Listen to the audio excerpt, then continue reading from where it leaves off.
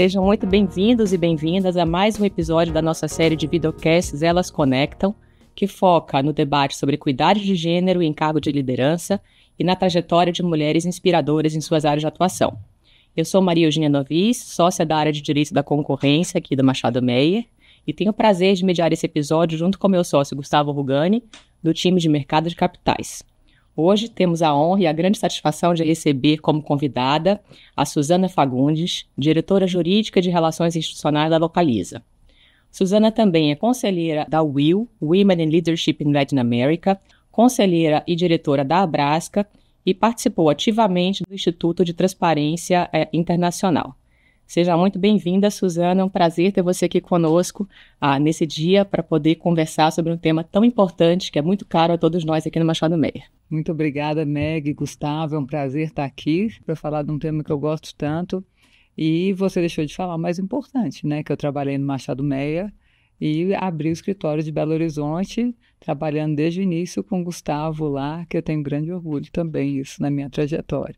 E eu também, complementando uma coisa que eu deixei de falar, uma coisa que também me orgulho bastante na minha trajetória profissional, é ter trabalhado com você em um dos casos de CAD mais interessantes e complexos que eu tive ao longo de quase 20 anos de carreira já. Grandes aventuras, né? Com que certeza, a gente teve. Com certeza. Suzana, seja bem-vinda. É um prazer receber você aqui na sua casa. A gente costuma começar o Elas Conectam dando a oportunidade para a nossa convidada falar um pouquinho da trajetória profissional, e a gente queria que você falasse um pouquinho do seu caminho, como você chegou até o cargo de diretora jurídica na Localiza, e pode incluir a parte do Machado Meyer também nesse discurso.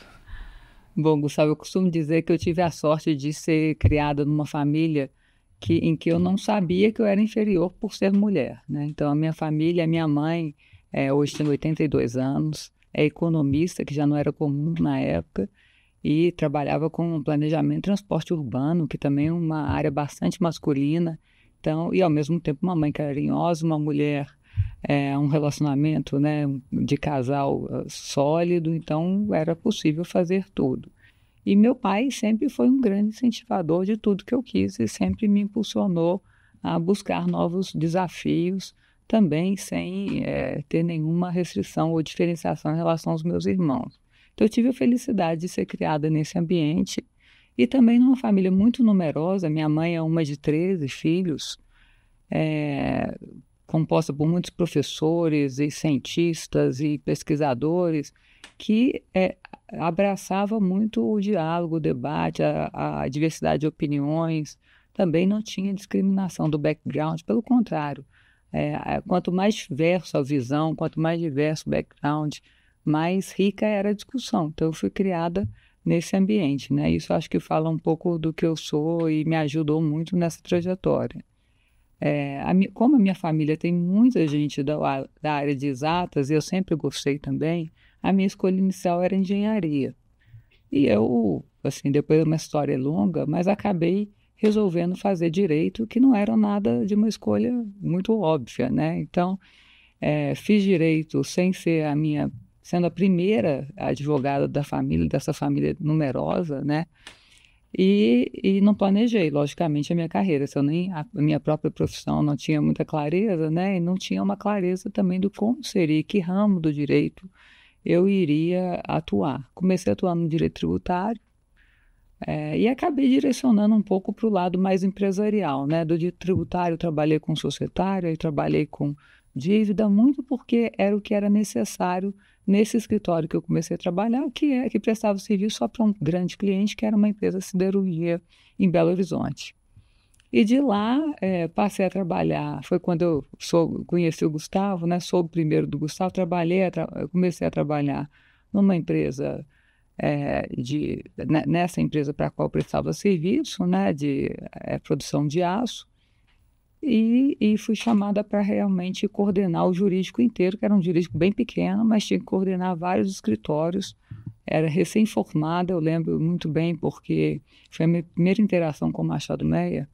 Essa empresa tinha uma dívida muito grande e resolveu fazer a venda. Um dos acionistas iam ser diluídos, né? Eram fundos de pensões que iam ser diluídos para entrar um investidor estrangeiro e diluir a dívida e reduzir a dívida dessa empresa. E Machado Meyer era o advogado na época, o Zinor, que era quem buscava fazer esse investimento. E era muito curioso porque eu não tinha a menor experiência em fazer M&A e estava lá eu, recém-formada, junto com um escritório tributarista, negociando, na época com o Dr. Ops, imagina essa operação de M&A e de outros escritórios que faziam propostas ao mesmo tempo. Então foi a minha primeira vivência mais concreta, assim, nessa área empresarial. E aí eles me chamaram deu certo a operação, o Zinor entrou, e eles me chamaram para entrar na empresa coordenando todo o jurídico, e eu não aceitei. Eu falei, não tem condições, né? Então acho que a minha trajetória é marcada muito pela transparência. Eu sempre busquei aprender, mas também sempre fui muito transparente com o que eu não sabia. E é claro que na época, apesar disso tudo, eles me convenceram, na época o CEO e o CFO, que eu ia ter todo o apoio do mundo, que eu ia fazer um papel mais de coordenação, que o próprio escritório que eu trabalhava me apoiou nessa mudança. Eu aceitei, claro que não tive todo o apoio, né? Tive que correr muito atrás de tudo isso, mas foi um grande aprendizado, né, para mim. E chegou um momento, eu falei, bom, não posso estar num lugar que recém-formado eu sou a pessoa mais sênior, tinha a oportunidade de estudar fora, e aí resolvi fazer meu curso fora, meu LLM, e em conjunto com um curso também, um pedaço do MBA, que era um curso conjunto que era o LLMK da Northwestern e da Kellogg. E foi outro desafio enorme, né? Porque eu fazia o curso com os MBA sem ter feito de MET, sem ter feito, enfim, tinha aula de estatística e finanças. Estudei muito também, foi um outro aprendizado, e aí meu background de gostar da área de exatas me ajudou muito nesse momento. Acabei voltando trabalhei em Nova York, acabei voltando para o Machado Meyer, e queria voltar, né, a trabalhar no Brasil, e eu escolhi o Machado Meyer, e foi uma alegria enorme, né, um aprendizado incrível. Eu trabalhava muito, mas hoje eu vejo as pessoas reclamando muito, né, que trabalham muito e que e eu acho, para mim foi um momento de tanto aprendizado e tanta diversão. Eu conheci pessoas tão incríveis, né, que são meus amigos até hoje, foram meus padrinhos de casamento, enfim. Tive uma lembrança tão gostosa que eu me lembro disso. E eu digo que a gente é dono da nossa vida, né, da nossa carreira. Então, enquanto você está trabalhando, eu tenho um pouco essa teoria. Se não está bom, troca.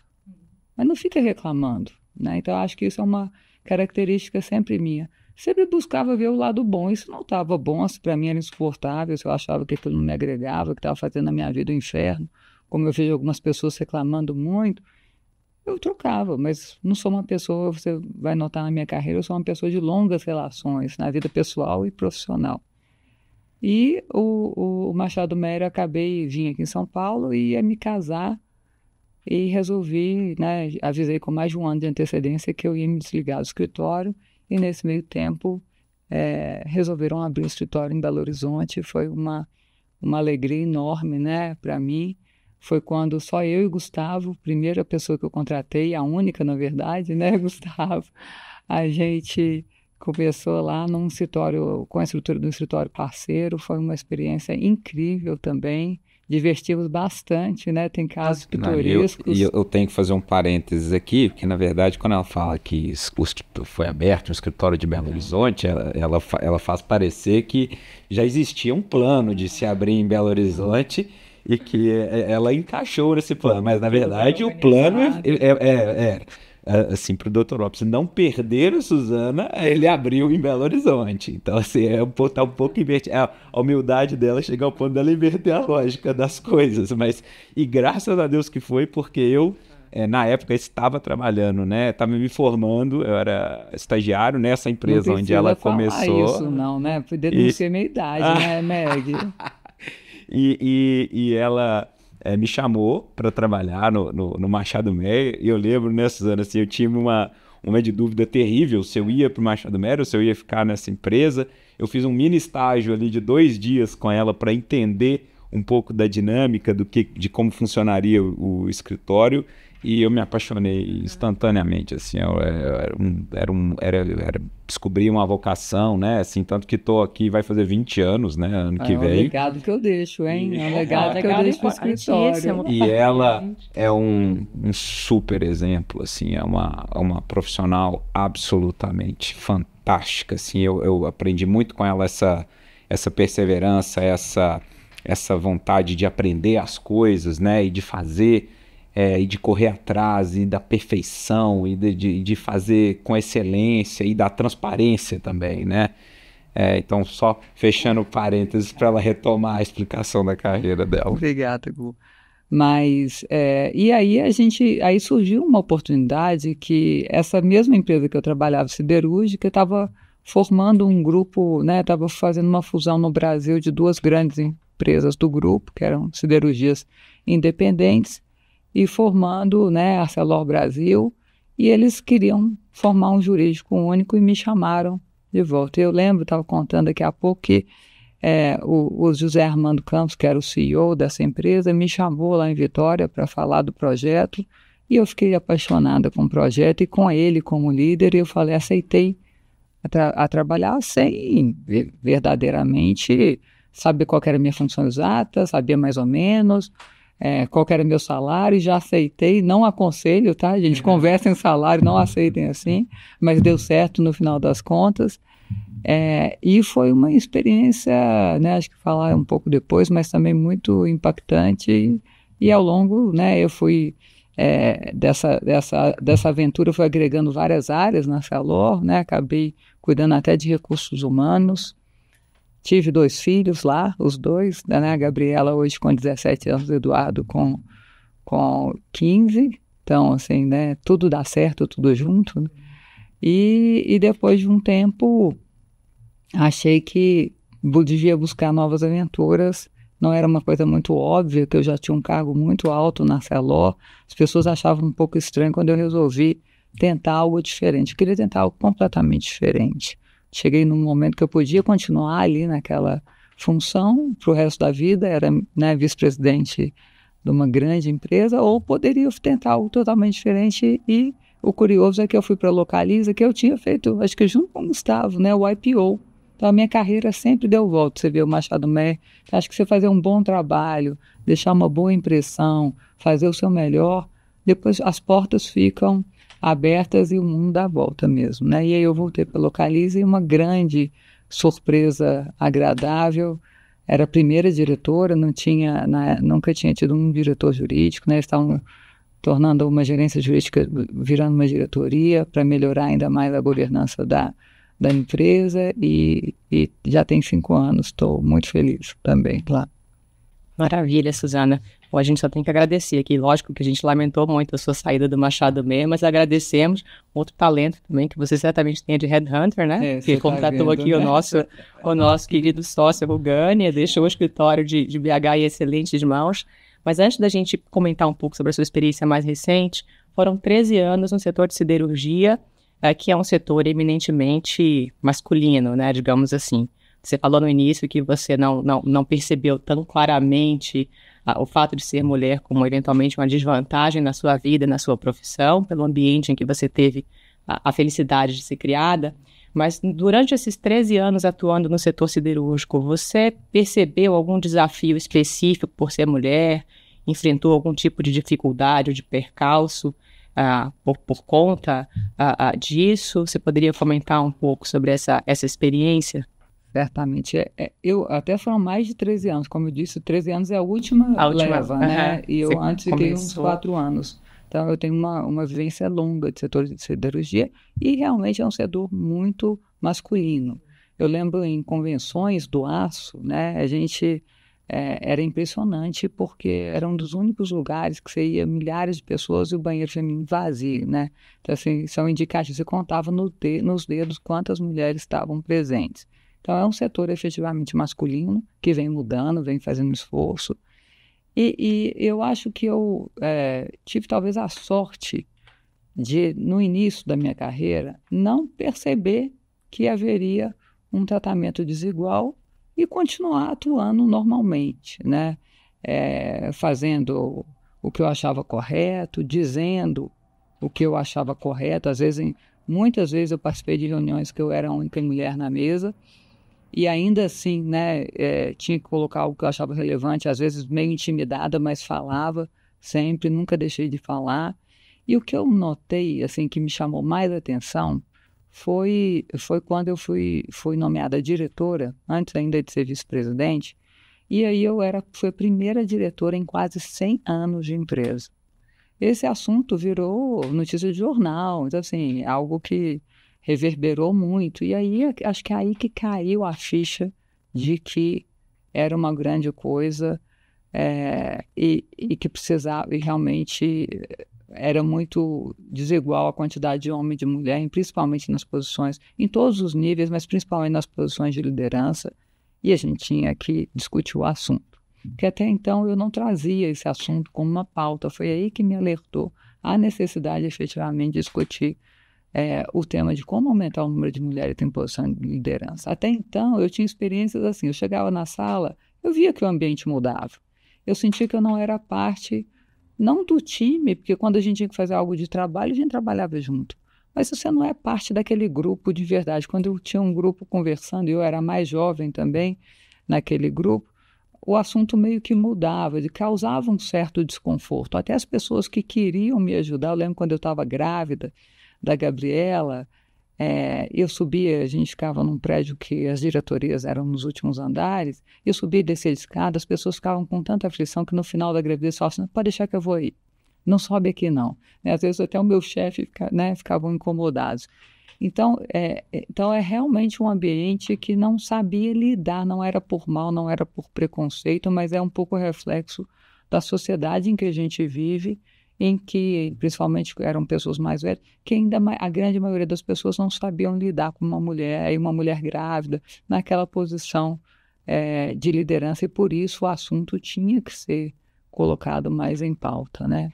Mas isso é a questão feminina, mas o grande impacto, para mim, eu acho que vale a pena dizer, porque a gente normalmente só fala de sucessos, né, nessas entrevistas, foi que quando eu cheguei era um desafio muito grande para mim. Era uma grande empresa que estava fazendo, né, uma união de duas empresas, que não necessariamente era algo aceito por todos os níveis da organização, né? Foi como acontece na maioria das fusões, das incorporações, e eu não tinha o preparo para. Então, tinham dois jurídicos fracos, as duas empresas, iam fazer uma consolidação de jurídico para uma pessoa que não tinha experiência sólida na gestão de equipes. E eu lembro direitinho, porque meu pai sempre, né, participou de tudo, sempre foi meu mentor, e ele falou, Suzana, a barra é pesada, o que você está assumindo. Eu achei que ele estava exagerando, eu estava acostumada a trabalhar muito, ia ser dedicada, por que a barra era pesada? Ele não sabia o tanto que eu trabalhava no Machado Meia, né? Eu pensei que era, mas era um diferente, não era questão de excesso de trabalho, de se dedicar, era entender, e eu não tinha uma leitura da complexidade de gerir pessoas, da importância da gente entender a cultura, né? De entender os jogos de poder, de entender né, o que estava subliminar para poder atuar. Então, não adiantava ter um plano impecável e querer executá-lo, né, e passando como um trator, executando o que eu achava que era melhor para a empresa, era o mais lógico. Porque tinham todos esses aspectos que ninguém me falou que eu tinha que olhar. E foi um momento duríssimo para mim. Foi um momento até assim de reflexão profunda até do ser humano, né? Porque eu achava que como que não está todo mundo aqui fazendo o melhor para a empresa? Ou às vezes as outras pessoas estavam fazendo o que eles achavam que era o melhor para a empresa, né? E as pessoas tinham visões às vezes diferentes e outros iam resistir porque a natureza daquela pessoa ia resistir e a gente tinha que aceitar aquilo. Então foi um momento para mim muito difícil, errei muito, aprendi muito, e tive a sorte de ter também um chefe, o Zé Armando, aí de novo, que apesar de toda, né, a demanda que ele tinha e a complexidade, parava para me ouvir, me aconselhava, né, me propôs fazer um coaching que me ajudou muito na época. Então foi um momento de muita humildade, de ver como eu estava como eu estava sendo incompetente, como eu estava sendo limitada, como as minhas limitações estavam dificultando que o trabalho fosse feito, e repensar, e reanalisar, e refazer, e mudar. Dá vontade até de desistir em alguns momentos, né? E eu falo isso porque eu vejo, às vezes, né? Eu faço mentoria com algumas mulheres e que às vezes dá vontade de desistir. Às vezes parece que é difícil demais. E normalmente com esse que não é esse impalpável, né? Esse subliminar que a gente não pode desconsiderar também. E aí o que eu falo não quer dizer que a gente vai acertar, vai ganhar sempre, vai resolver sempre, vai ser bem-sucedida sempre. Mas não tentar é muito ruim, né? Então, assim, mesmo que a gente perca, mesmo que a gente erre, mesmo que a gente seja mal-sucedido, que eu queria deixar aqui também essa mensagem é que problemas vão acontecer, dificuldades vão acontecer, olhe o que aconteceu, tenta analisar, busque ajuda, né? Seja humilde, veja o seu lado, porque a gente controla o que a gente pode fazer e não que o outro, né? Muitas vezes a gente quer resolver o problema que o outro mude, mas isso não vai acontecer. E tenta fazer diferente para poder aprender e ver se dá certo, né? Felizmente, por exemplo, o clima organizacional da minha área caiu muito, né? A gente bateu muita cabeça, foi um dos mais baixos da empresa nesse momento. Depois a gente fez um trabalho e virou um dos mais altos, né? Então a gente realmente conseguiu, com a ajuda de muitas pessoas e a maioria quer fazer o bem, né? Quer trabalhar num ambiente que tem um bom clima, que tenha bons resultados, que seja produtivo. E a força que a gente tem quando a gente consegue colocar todo mundo para a direção certa é incrível, né? Então esse foi um momento duríssimo, mas de grandíssimo aprendizado para mim. Ah, que bacana, que legal saber disso. Isso muitas coisas que eu mesmo não sabia aqui e tô aprendendo da sua carreira, que me faz te admirar ainda mais. Bom, você é cofundadora e conselheira da WIL, né? A WIL é uma ONG que visa promover, empoderar a liderança feminina nas empresas, desenvolver programas específicos para liderança feminina. Queria que você contasse um pouquinho o que te levou por esse caminho. Acho que você já deu uma bela introdução do impacto, quando você se realizou do impacto, né, de ser uma mulher numa posição de liderança. E como você acha que isso pode, de fato, impactar e promover a equidade e desenvolver uma rede de liderança, não só feminina, mas também masculina, que promova e que valorize, né, a equidade de gênero? Foi exatamente, o mundo conspira a favor. Exatamente quando eu sou promovida a diretora, um amigo meu aqui, que também tinha sido o Mauro Finati, advogado aqui do Machado Meia, me apresenta a Silvia Fázio, que estava com essa ideia de fundar a WIL. Então, e era exatamente aquele momento, eu começando a estudar do assunto, ler livros, entender. Então foi maravilhoso, né? Porque aí eu me uno a uma série de mulheres inspiradoras com as mesmas inquietações e a gente entende que a gente tinha que trabalhar na liderança. Não adiantava mais mulheres, não era simplesmente inclusão, tem várias pautas femininas, mas a gente só entendia que o mundo só ia mudar no momento que a gente tinha pessoas que davam as cartas, né, que tomavam as decisões femininas, né, mulheres nessas posições, e não simplesmente em posições de liderança intermediária ou em outras funções.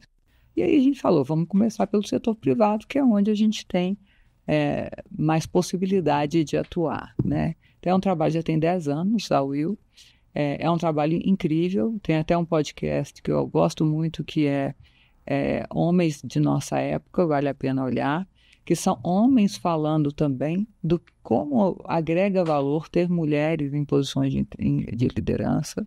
A gente lembrando que os homens hoje ocupam as principais, né, nas principais empresas e nos órgãos, enfim, todas as esferas, as principais posições de liderança, e que eles precisam estar junto com a gente nessa pauta.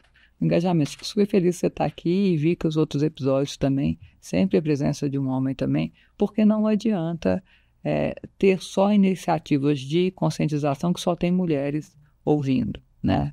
A gente sempre temos que também ter homens engajados para entender o problema e por que não, por exemplo, na área jurídica, que há muito tempo tem mais mulheres do que homens se formando, a gente continua, a gente olha os tribunais, a gente olha as próprias seccionais, a OAB, o Conselho Federal, as associações, enfim, e os escritórios das empresas ainda têm a maioria de liderança masculina.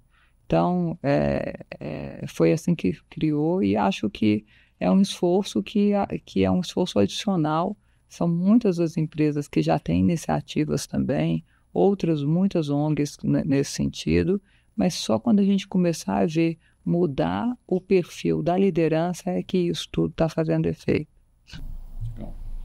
Sim, sem dúvida. Não, e o Will tem feito realmente um trabalho excepcional nesse sentido, né, de conscientização. Falar que a Raquel é super atuante, atua, né, como diretora e conselheira, e a gente tem grande orgulho. E o Machado Meyer é um apoiador, né? formal da instituição, né?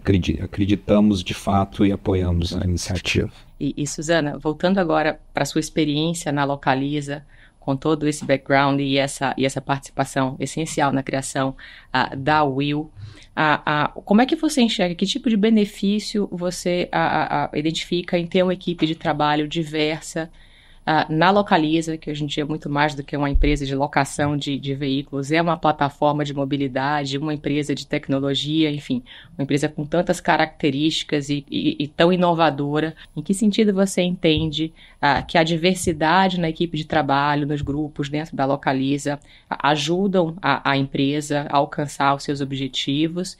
E eu queria saber também que tipo de programas vocês têm atualmente para incentivar mulheres e para incentivar a diversidade dentro da empresa. Que tipo de programas, que tipo de benefícios, como é que vocês estão lidando concretamente com o tema hoje em dia? Ótimo. A Localiza, ela é uma empresa que tem mais ou menos 50% da força de trabalho feminina. Então, é uma empresa bastante diversa nesse sentido. E se vai olhar a posição de liderança como um todo, são 45% de mulheres. Na alta liderança, que a gente chama da liderança sênior, que é gerência sênior para cima, somos 27%. Na diretoria executiva, só eu sou, então uma em 11%, menos de 10%.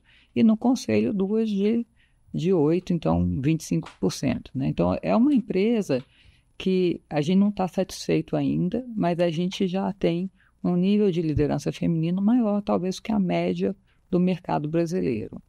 O que a gente observa é que tem algumas áreas, olhando mais a fundo, que aí tem a maioria de mulher e há outras que é a maioria de homens. Então, o que a gente quer... Então, por exemplo, a área de atendimento, né, de aluguel de carros, a gente tem a maioria de liderança feminina. Na área de operação, a maioria de liderança masculina.